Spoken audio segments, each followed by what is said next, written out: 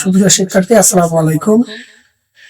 আশা করি আপনারা সবাই ভালো আছেন। আলহামদুলিল্লাহ, আমিও ভালো আছি। তো যারা 2027 এসএসসি ব্যাচ, তাদের জন্য একটা সুখবর। একটা এখানে উপর একটা শিরোনাম লিখেছি যে ফার্স্ট পার্ট এর কোশ্চেন লেখা ইউনিক নিউজ। আসলে আমরা অনেক সময় ধরে দেখা যায় যে ফার্স্ট পার্টের যে 2 নম্বরের কোশ্চেন গুলো লিখি, ওগুলো প্যাসেজে যে লাইনটা থাকে ওই লাইনে আমরা তুলে দিই। এতে করে স্যার বলতে যে আসলে তোমার মানে লেখার কৌশলটা তুমি জানো না, আসলে লেখার নিয়ম গুলো কেমন তুমি জানো না, লেখার গঠন এবং কিভাবে পরিবর্তন করতে হয় তুমি কিছুই জানো না, এরকম মনে হয়। এই জন্য নাম্বার আমাদের একটু কম দেয়।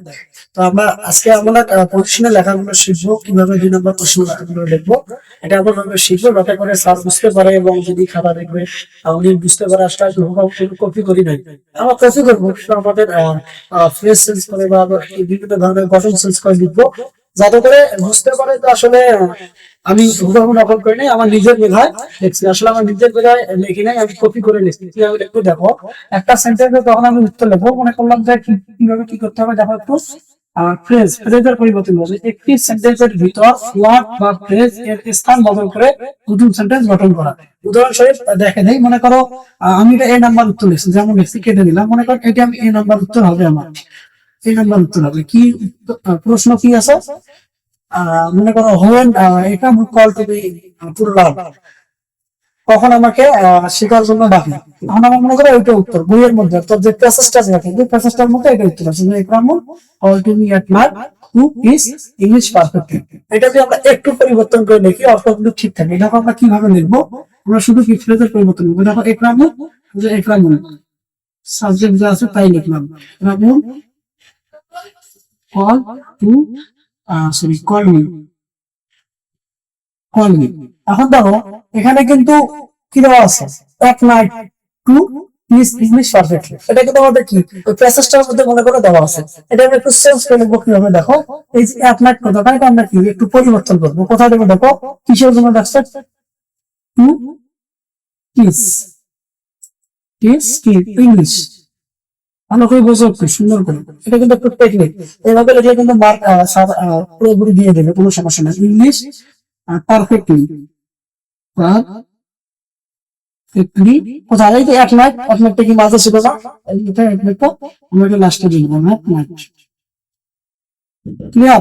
তাহলে কি দেখো নকল করছে ঠিক আছে, কিন্তু কি নকল করার ধরনটা আমাদের সেন্স, আমরা হুবহু নকল করি না, যার ক্ষেত্রে বোঝা গেল যে আসলে আমি কি করছি। আপনি নকল না করে আমার নিজের মতো আমি লিখছি, আসলে আমি নকল করেই লিখছি, আমি ইউনিক পদ্ধতিতে লিখছি, যার কারণে স্যার আসলে বুঝতে পারবে না। ঠিক আছে, তারপরে আমরা 2 নম্বর যে নিয়মটা ফলো করবো, দেখো কিভাবে আমরা আবার ওই সেন্টেন্স গুলো গ্রহণ করতে পারি। দেখো ওয়ার্ড বা ফ্রেজ বাদ দিয়ে আমরা কি সেন্টেন্স গঠন করতে পারি, এটা একটু লক্ষ্য করো। মনে করো তুমি প্যাসেজের মধ্যে উত্তর হয়েছে কি যে he finished her study at night, সে রাত্রে তার পড়াশোনা শেষ করেছিল। দেখো এটা আমরা কিভাবে লিখতে পারি, ওটাই লিখবো, কিন্তু উত্তরটা কি কি হতে পারে দেখো কিভাবে লিখতে পারি। হি ফিনিশড এপাল এনআই এসএস টিএস, sorry ED finished her study. আমরা যদি এই পর্যন্ত উত্তর লিখি তাও কিন্তু কোনো সমস্যা নাই। ঠিক আছে, আমরা এটা কিন্তু বাদ দিতে পারি, তাও কিন্তু হয়েছে। উত্তরটা তাও কিভাবে হয়েছে, সে রাত্রে পড়াশোনা করে, মেয়ে দিলাম রাত্রে পড়াশোনা করে, সব আমি উল্লেখ না করলাম, তাতে কোনো সমস্যা নাই। ঠিক আছে, সময় উল্লেখ না করলেও উত্তর কিন্তু হবে। দেখো হি ফিনিশ আর স্টাডি। ঠিক আছে, ক্লিয়ার বিষয়টা? এইরকম করি আমরা কিছু ওয়ার্ড এবং কিছু ফ্রেজ এগুলো বাদ দিয়ে দিয়ে আমরা যদি সুন্দর করে লিখি, তাহলে আমাদের কি লেখাটাও সুন্দর হবে, দেখা যাচ্ছে না স্যারও বুঝতে পারবে না যে আমরা নকল করছি এবং হুবহু কপি করে তুলে দিয়েছি। এতে করে আমার মেধাও একটু কি দেখা যায় যে উন্নতি হয়। এভাবে লিখলে আমারও একটু মানে ফ্রি হ্যান্ড রাইটিং একটু প্র্যাকটিস বেড়ে যায়। বিষয়টা বুঝতে পারছেন আপনারা সবাই? তো দেখো মানে আমরা 3 নম্বর যে ধরন, মানে 3 নম্বরে আমরা কিভাবে আমরা সেন্টেন্সকে পরিবর্তন করতে পারি এবং ওই সেন্টেন্স আরো কিভাবে নতুন ভাবে মানবন্ধন করতে পারি একটু লক্ষ্য করি। দেখো আমি এটা কথা লিখছি কি, সেন্টেন্স এর ধরন পরিবর্তন করে, অর্থাৎ কনজাংশন ব্যবহার করে কি করতে পারি, আমরা সেন্টেন্সটাকে পরিবর্তন করি। মনে করো তোমরা যে প্যাসেজটা পড়ছো ওখানে 2 নাম্বার করতে পারছো কি, he start going to school in his childhood, মানে কি সে শৈশব থেকে তার কি স্কুলে যাওয়া শুরু করে। He could not complete his study, সে কি করতে পারে নাই, তার লেখাপড়া কমপ্লিট করতে পারে না, শেষ করতে পারে না। তো আমরা এটাকে কিভাবে পরিবর্তন করে লিখতে পারি, কনজাংশন ব্যবহার করি। এটা উত্তরটা আমরা এইভাবে লিখতে পারি, মনে করেন ডি নাম্বার দিয়ে আনসারটা নিয়ে নেবো, এটা আমি প্যাসেজের মধ্যে বসি, এটা আমি তুমি দেওয়ার দরকার নেই তো, আমি একটু পরিবর্তন করি। দো যদিও এই যে হি স্টার্টে গোয়িং টু স্কুল, ঠিক আছে, যা আছে তাই লিখবো, তারপর যা আছে তাই, কিন্তু কিছু কনজাংশন ব্যবহার করলাম, স্কুল ইন ইজ টাইম, ঠিক আছে। এই যে এখানে আবার কি দেখো, এখানে কিন্তু আবার কি আছে, ফুল স্টপ আছে, ফুল স্টপের মধ্যে আমরা একটা কনজাংশন ব্যবহার বা কি না হি কুড নট, যা আছে তাই কমপ্লিট স্টেটমেন্ট, ঠিক আছে, মানে যা আছে এখন তাই আমরা লিখতে পারি। ক্লিয়ার? আমরা কিন্তু এভাবে কি যে সেন্টেন্সটা উত্তর দিলে একটু মানটা আমরা কি করলাম, বৃদ্ধি করলাম, যাতে করে সব সহজে বুঝতে পারে যে না সে খুব ভালো করে লিখছে, ঠিক আছে। এটাও কিন্তু একটা টেকনিক, মনে রাখবে এইসব টেকনিক যদি আমরা মাঝে মাঝে ওই প্রশ্নগুলোর মধ্যে দিয়ে দেই, তাহলে কি কি উত্তর খুব সুন্দর হবে এবং মজবুত হবে এবং দেখতেও খুব সুন্দর হবে, ঠিক আছে। এটা হলো আরেকটা টেকনিক। দেখো আরেকটা টেকনিক আছে, আপনাদের সাথে শেয়ার করি।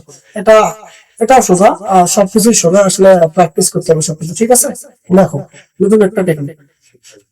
তো শিক্ষার্থী দেখো, আমরা কিন্তু যে 4 নম্বর যে নিয়মটা নিয়েছি সেটা কি দেখো, অ্যাফার্মেটিভ টু নেগেটিভ, অর্থাৎ ও যে বাক্যগুলো থাকবে ওগুলো কি অ্যাফার্মেটিভ যদি থাকে তাহলে ওগুলোকে আমরা কি নেগেটিভ করে উত্তরটা করে করতে পারি। কিভাবে দেখো, নেগেটিভ করবো ঠিক আছে, কিন্তু অর্থের কোনো পরিবর্তন না হবে। অর্থাৎ তোমরা যে ইংলিশ গ্রামারের যে দ্বিতীয় ভাগের যে করছিল 6 নম্বরে যে অ্যাসার্টিভ টু নেগেটিভ, ঠিক ওই রকমের দেখো কিভাবে বলবো, যে হি ইজ অ্যান অনেস্টি, ঠিক আছে, হি ইজ আ অনেস্ট, এই বাক্যটাকে যদি আমরা নেগেটিভ করি, দেখো এর অর্থ হচ্ছে সে একজন সৎ। এই বাক্যটা আমরা কিভাবে পরিবর্তন করতে পারি, এটা কিন্তু কি প্যাসেজের মধ্যে দেওয়া আছে, বার করতেছি, যা লিখতেছি সব প্যাসেজের উত্তরেই লিখতেছি, কিন্তু কি একটু পরিবর্তন করে দেখো, হি ইজ অ্যান অনেস্ট, আমরা এটা এইভাবে লিখতে পারি, he sorry he is a dishonest, ঠিক আছে, ডিসঅনেস্ট, ঠিক আছে, ডিসঅনেস্ট, ঠিক আছে। এই যে লিখলাম যে হি ইজ এ ডিসঅনেস্ট, মানে সে কি অসৎ নয়, সে অসৎ নয় মানে কি সে সৎ, বিষয়টা ক্লিয়ার। আমরা দেখো যে নেগেটিভ করে, অর্থাৎ নেগেটিভ করেও কিন্তু আমরা কি করতে পারলাম, উত্তরটা করতে পারলাম, কিন্তু কি হুবহু লিখে নাই। আরেকটা বিষয় দেখো 5 নম্বর আছে, সেটা কি সিনোনিম ব্যবহার করে কি এর ধরন পরিবর্তন করতে পারে। ওই বাক্যের মধ্যে তোমরা মনে করে পাইছো যে একটা উত্তর, হি টেক্স কাপ অফ টি, মানে কি সে কি আসা কি করছে, খাচ্ছে, চা খাচ্ছে। আমরা যদি এটা কি সিনোনিম ব্যবহার করি, টেকের সিনোনিম কিন্তু ড্রিঙ্ক, কি কি ড্রিঙ্কস, কখন এটা হবে সে ড্রিঙ্কস, যদি সেটা কি খাওয়ার মধ্যে পড়ে, ঠিক আছে। আর এমনিতে টেক মানে কিন্তু লওয়া, টেক মানে কিন্তু লওয়া, ঠিক আছে, সরি টেক মানে হলো লওয়া, এটা কিন্তু একটা কি ভাব, ঠিক আছে। এখন কিন্তু টেক মানে কি পান করা বুঝেছে, ঠিক আছে। আমরা এটা কিভাবে লিখতে পারি, দেখো he drinks cup of T, clear. আমরা কিন্তু এভাবেও কিন্তু ওই সেন্টেন্সটাকে পরিবর্তন করে মাধুর্য ভাবে সুন্দর ভাবে নকল করে কপি করে লিখবো, কিন্তু বুঝতেই পারবে না কেউ, ক্লিয়ার। তাহলে আরেকটা আছে, সেটা হচ্ছে কি ডিগ্রি, অর্থাৎ কি ডিগ্রি অথবা ভয়েস চেঞ্জ করে লিখতে পারে, এটা আমরা এখন আলোচনা করবো, ঠিক আছে। ডিগ্রি এবং ভয়েস চেঞ্জ করেও লিখতে পারে, প্রিয় শিক্ষার্থী। তাহলে দেখো আমরা ইতিপূর্বে কিন্তু 5টা বিষয় নিয়ে আলোচনা করছি, মানে সেন্টেন্সকে কিভাবে পরিবর্তন করা যায়। তারা আরেকটা বিষয় নিয়ে আমরা এখন আলোচনা করি। দেখো ডিগ্রি পরিবর্তন করে কিন্তু আমরা কি সেন্টেন্সের মান পরিবর্তন করতে পারি, ঠিক আছে। মনে করো তোমরা একটা ওয়ার্ড একটা সেন্টেন্স পাইছো, যেটা তোমাদের উত্তরে আছে যে he is a good person in the world, এটা আমরা তোমাদের প্যাসেজে পাইছো, এটা ধরে নাও 1 নম্বর উত্তর, ঠিক আছে। 1 নম্বর উত্তর তুমি প্যাসেজের মধ্যে খুঁজে পেয়েছো। তো এটা একটু কিভাবে আমরা পরিবর্তন করে লিখতে পারি, ডিগ্রি পরিবর্তন করে। দেখো এখানে কিন্তু গুড আছে, তাহলে এটা কি পজিটিভ ডিগ্রি, আর ডিগ্রিটা একটু চেঞ্জ করি, হি ইজ ওয়ান অফ এটা ডিগ্রিটা পরিবর্তন করে লাগবে, যেমন কি সুপারলেটিভ ডিগ্রিটা নিলাম, তাহলে এখানে কি গুড আছে, best person, person in the clear? তাহলে এই দেখো আমরা কিন্তু ডিগ্রি পরিবর্তন করে কিন্তু বাক্যগুলো কিন্তু লিখতে পারি। ঠিক আছে, আর একটা লক্ষ্য নিচ্ছি, সর্বশেষ যেটা নিয়ম সেটা হলো 7 নম্বর নিয়ম, কি ভয়েসের পরিবর্তন করে কিন্তু সেন্টেন্সের ধরন আলাদা করা যায়। ঠিক আছে, ধরে নিলাম এটা তোমাদের এ নাম্বার আছে, যেহেতু এক লাইনে লিখছে এ নাম্বার আছে, মনে করো এটা ধরা আছে, তুমি পাইছো যে this poem written by he, মানে কি তার দ্বারা এটা কি লেখা হয়েছে, তাহলে এটাকে আমি এ নাম্বার উত্তরটা আমি প্যাসেজের মধ্যে পাইছি। এটাকে আমি কিভাবে লিখতে পারি, ঠিক কিনা? দেখো এটা কিভাবে লিখতে পারি ভয়েস পরিবর্তন করে। আমরা ভয়েস পরিবর্তন অবশ্যই জানি কিভাবে করতে হয়। অবজেক্টকে সাবজেক্ট করবো, দেখো অবজেক্ট হিম আছে, তাহলে হিমের সাবজেক্ট হচ্ছে হিম। ঠিক আছে, তাহলে দেখো রিটেন লেখা আছে, তার মানে কি এখানে দেখো সরি এখানে ভুল হয়েছে, আমার এখানে পিস দেওয়া লাগবে, অক্সিলারি ভার্বটা যেহেতু লাগবে দিলাম আমি, তাহলে হি রিটেনের কি এখন এটা ভি তিন আছে, মানে ভয়েস পরিবর্তন করতে গেলে কি করতে হবে আমাকে, যদি আমি কি একটি বসে যাই তাহলে কি এই ভার্বের ভি থেকে একটা ভি ওয়ান করতে হবে আমাকে, তাহলে আমি ভি ওয়ান কি করবো, রিটেন আছে রাইট রাইট, তারপর কি লিখতে পারি, হি রাইট এই যে দিস পয়েন্ট, তাহলে এই যে আমি এটা মাত্রা যে দিস পয়েন্ট। ঠিক আছে, দেখো আমরা কিন্তু কি এই যে আমি যে 7টা নিয়ম বললাম, এই 7টা নিয়মকে যদি আমরা ফলো করে যদি ফার্স্ট পার্টে যে 2 নম্বর কোশ্চেন আমরা লিখি, এটা যদি আমরা লিখতে পারি, তাহলে আশা করা যায় খুব ভালোভাবে সুন্দরভাবে ফুটে উঠবে, এবং তোমরা মার্কও বেশি পাবা এতে। এতে করে বোঝা যাবে যে তোমরা আসলে এতে করে বোঝা যাবে যে তোমরা আসলে তেমন নকল করো নাই, বা হুবহু তোমরা প্যাসেজকে তুলে দাও নাই। অনেক স্যার আছে যেগুলো স্যার দেখা যায় যে প্যাসেজ হুবহু তুলে দেওয়ার কারণে দেখা যায় যে মার্ক কম দেয়, অনেকে আবার কেউ কেটেও দেয়, আমি দেখছি এরকম। আর সেই জন্য বলতেছি যে আমি চিন্তা করলাম যে কিছু একটা নিয়ে আসি, যার কারণে খুব সোজা হয়। তো এই যে নিয়মগুলো যদি আমরা ফলো করি, তাহলে স্যার কিন্তু সহজে কেটে দিতে পারবে না, কারণ প্যাসেজ হুবহু লেখো না, তুমি কি তোমার মতো করে সাজে আর তুমি যেভাবে পারো ওইভাবেই লিখছো। বুঝতে পারছো বিষয়টা? আশা করি খুব ভালোভাবে বুঝছো। আর যদি না বুঝো তাহলে ভিডিওটা আবার সুন্দর করে স্কিপ করে সুন্দরভাবে স্টপ করে দেখে দেখে তোমরা এগুলো এবং খাতায় তুলে নিয়ে রাখতে পারো, তাহলে তুমি দেখা যাচ্ছে পরীক্ষার সময় খুব ভালো উপকারে আসবে। ধন্যবাদ সবাই, ভালো থাকবে। ঠিক আছে, আল্লাহ হাফেজ।